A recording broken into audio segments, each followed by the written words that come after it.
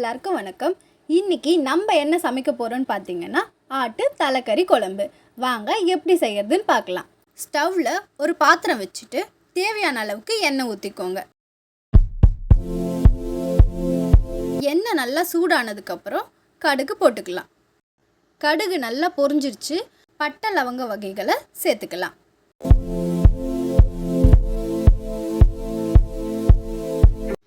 ரெண்டு பெரிய சைஸ் வெங்காயத்தை சின்ன சின்னதாக கட் பண்ணி ஆட் பண்ணிக்கலாம். கூட கருவேப்பிலையும் போட்டுக்கோங்க.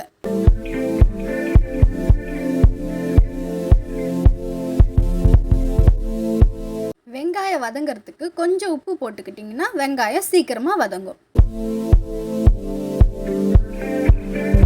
இப்போது அரைச்சி வச்சிருக்க இஞ்சி பூண்டு விழுதை சேர்த்துக்கலாம்.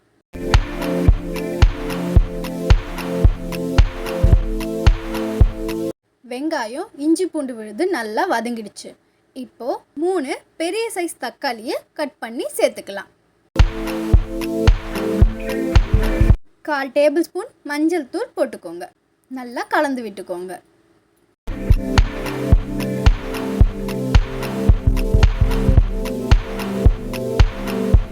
தக்காளி நல்லா வதங்கிடுச்சு.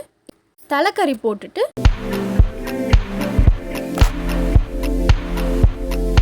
நல்லா கலந்து விட்டுக்கோங்க.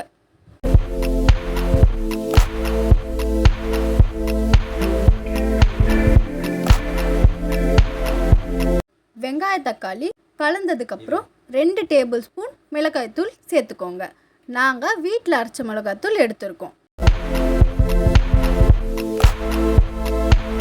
கறி நல்லா முழுகிற அளவுக்கு தண்ணி ஊற்றிக்கோங்க.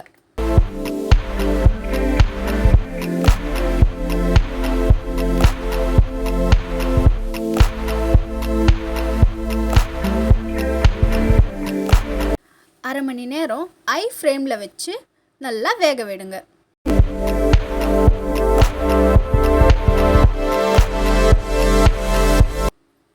பத்து நிமிஷத்துக்கு ஒரு வாட்டி மூடி எடுத்துட்டு நல்லா கலந்து விடுங்க. அரை மணி நேரம் ஆயிடுச்சு. கறி நல்லா வெந்துடுச்சு. இப்போ அரைச்சி வச்சிருக்க மிளகு பூண்டு விழுதை ஆட் பண்ணிக்கலாம்.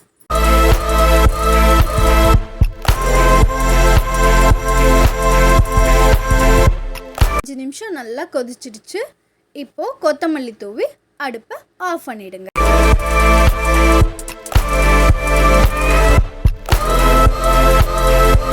சுவையான ஆட்டு தலைக்கறி குழம்பு ரெடி.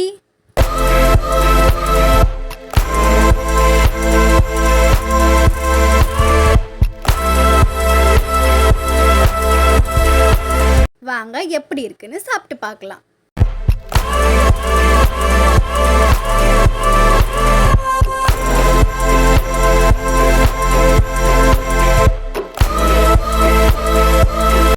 இப்போ செஞ்ச தலைக்கறி குழம்பு நீங்களும் உங்கள் வீட்டில் செஞ்சு சாப்பிட்டு பார்த்துட்டு எப்படி இருக்குன்னு என்கிட்ட வந்து கமெண்ட் செக்ஷனில் சொல்லுங்கள்.